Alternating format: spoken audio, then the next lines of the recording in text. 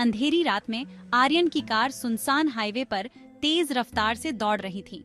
उसका चेहरा चिंता से भरा हुआ था और वह अपने अतीत से भागने की कोशिश कर रहा था। जीपीएस की मधुर आवाज उसे और गहरे अंधकार की ओर ले जा रही थी। पेड़ों की लंबी छायाएं उसे डराने लगी थीं, जैसे कि वे किसी भयानक रहस्य की ओर इशारा कर रही हों। अचानक उसके रेडियो में एक रहस्यमय आवाज सुनाई दी, अभी वापस चलो। आर्यन की धड़कनें तेज हो गईं। वह घबरा गया और गाड़ी की गति और ज्यादा बढ़ा दी। कहीं से आ रही अस्पष्ट आवाज उसे परेशान कर रही थी।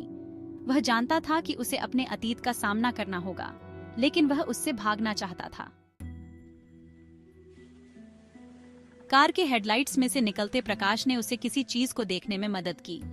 वह एक पुराना गैस स्टेशन था जो सड़क के किनारे खड़ा था। आर्यन ने कार को वहीं रोक दिया।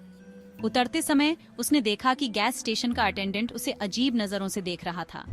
वह एक रहस्यमय और डरावना व्यक्ति लगता था। टैंक फुल करूं? अटेंडेंट ने पूछा। आर्यन डर गया। उसने कोशिश की कि अपने डर को छिपा ले, लेकिन उसका चेहरा उसकी भावनाओं को छिपा नहीं पा रहा था। अटेंडेंट ने उसे चेतावनी देते हुए कहा, तुम रेवेन पीक से कभी नहीं निकल पाओगे। आर्यन के होश उड़ गए। वह जानता था कि रेवेन पीक एक रहस्यमय और खतरनाक जगह है जहां से कोई भी वापस नहीं आता। उसके शरीर पर कांपन सी आ गई। वह तेजी से गाड़ी में बैठ गया और फिर से रास्ते पर निकल गया, लेकिन उसे लगा जैसे कि कुछ उसे पीछे खींच रहा हो। गाड़ी अंधेरे में गहराई में जाती जा रही थी। आर्यन को अंजलि की यादें सता रही थीं। वह उसकी मृत्यु को भूल नहीं पा रहा था।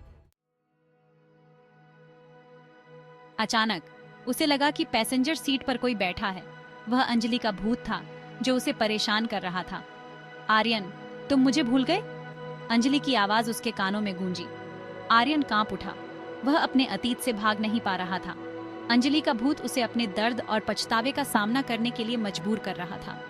अंजलि, मैं तुम्हें भूल नहीं सका, लेकिन मैं तुम्हारे साथ हुए सब कुछ को भूलना चाहता हूँ, आर्यन कहने लगा।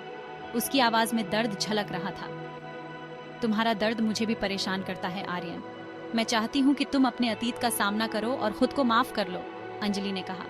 उसकी आवाज में प्रेम और क्षोभ दोनों थे। आर्यन को लगा कि उसका दिल टूट जाएगा।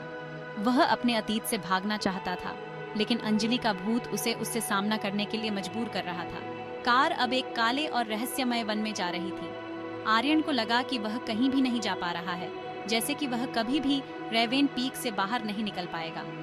अंजलि का भूत उसके पास ही था, उसके प्रेम और क्षोभ को व्यक्त करता हुआ। आर्यन को लगा कि वह अपने अतीत के बोझ तले दब जाएगा, लेकिन उसने फिर से अपनी हिम्मत जुटाई।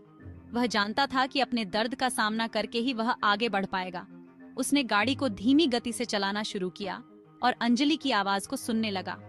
अब वह तैयार था कि अपने अतीत का सामना करे और खुद को माफ कर ले। वह जानता था कि यह आसान नहीं होगा, लेकिन वह इससे भागने नहीं चाहता था।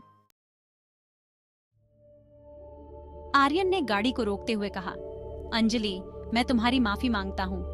मैं अपनी गलतियों को स्वीकार करता हूँ और तुम्हें शांति देना चाहता हूँ। उसकी आवाज में दर्द था, लेकिन साथ ही एक नई उम्मीद भी थी। अंजलि का भूत धीरे धीरे धुंधला होता गया और फिर गायब हो गया। आर्यन को एक अजीब सुकून महसूस हुआ। वह जानता था कि अब उसका अतीत उसे परेशान नहीं करेगा और वह एक नए जीवन की ओर बढ़ सकता है।